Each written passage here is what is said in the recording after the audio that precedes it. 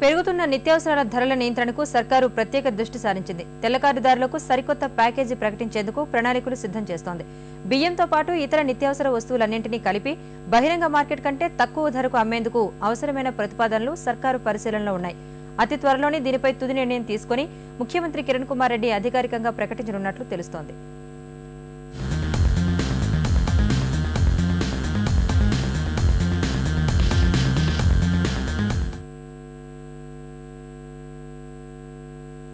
రాష్ట్రంలోని నిత్యావసర వస్తువుల ధరలన్నీ ఆకాశాన్నంటిన తరుణంలో ప్రభుత్వం నియంత్రణ చర్యలకు ఉపక్రమించింది.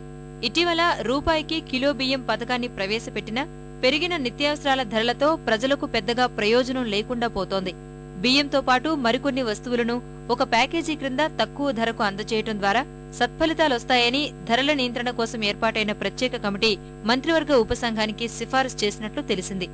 ఏ వస్తువులు ఇవ్వగలమనే అంశంపై పౌర సరఫరాల శాఖ అధికారులు ఓ స్పష్టతకు వచ్చినట్లు కూడా సమాచారం.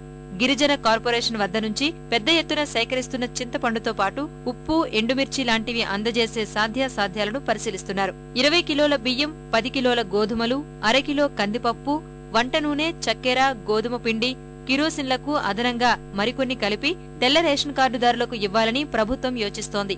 బహిరంగ మార్కెట్ కన్నా తక్కువ ధరకు అందించాలని నిర్ణయించింది. ప్రైస్ మానిటరింగ్ మెకానిజం ఏర్పాటు చేయాలి.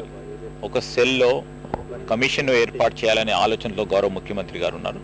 దాని విధి విధానాలు ఏ విధంగా తీసుకెళ్లాలి, మరి ప్రైస్ మానిటరింగ్ మెకానిజం పెట్టినప్పుడు మరి మార్కెట్లో ప్రత్యేకించి ఈరోజు పీడిఎస్ ద్వారా ప్రాథమికంగా బియ్యం కానీ, పప్పు కానీ, పామాయిల్ కానీ, షుగర్ కానీ, గ్యాస్ నూనె కానీ ఇవన్నీ ఇవ్వటం జరుగుతోంది.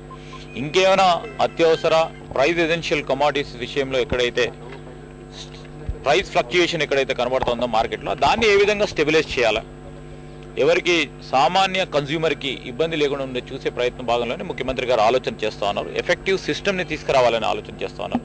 పౌర సరఫరాల శాఖ కమిషనర్ హర్ప్రీత్ సింగ్ సంబంధిత దస్త్రంపై తుది కసరత్తు చేస్తున్నట్లు సమాచారం. 2.5 కోట్ల కుటుంబాలకు లబ్ధి చేకూరుతుందని సర్కారు అంచనా.